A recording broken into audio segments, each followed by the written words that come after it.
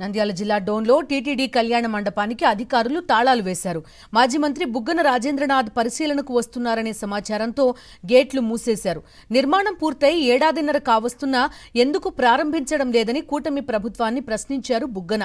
Corona సమయంలో పేదలకు ఉపయోగపడుతుందనే ఉద్దేశంతో వైఎస్ జగన్ను ఒప్పించి శంకుస్థాపన చేశామని గుర్తు చేశారు.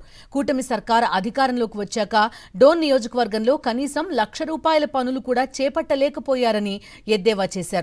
గేట్లకు తాళాలు వేసే కొత్త సంస్కృతికి తెరతీశారని మండిపడ్డారు. ఒక భవనం గాని, ఒక బడి గాని, ఒక ఆసుపత్రి గాని అది ఎవరైతే కష్టపడి కట్టింటారో ఆ ప్రభుత్వం వాళ్ళు గాని వాళ్ళకి సంబంధించిన అందరూ కూడా ఇది మన అని అనుకొని వచ్చేది. ఇది పబ్లిక్ కదా, ప్రజలదే కదా. అంటే ఎవరైతే కట్టించినారో కట్టించిన వాళ్ళు కనీసం లోపల సందర్శించకుండా కూడా బీగాలు వేయడం జరుగుతుంది అన్నమాట. దయచేసి మీరు బీగాలన్నీ వేసుకోండి, మీ విఘ్నత వదిలిపెడుతున్నాము. నేను ఇంతకు ముందు కూడా చెప్పినాను, ఇప్పుడు కూడా చెప్తున్నాము.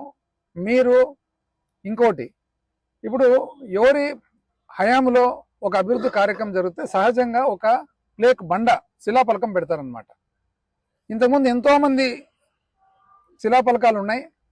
మా 5 సంవత్సరాలు 2014 నుంచి 19లో కానీ, మా 19 నుంచి 24లో కానీ ఒక్క రోజు కూడా నాకు తెలిసి ఒక సింగిల్ శిలాఫలకం ఎవ్వరు కూడా తాకను కూడా తాకలేదు.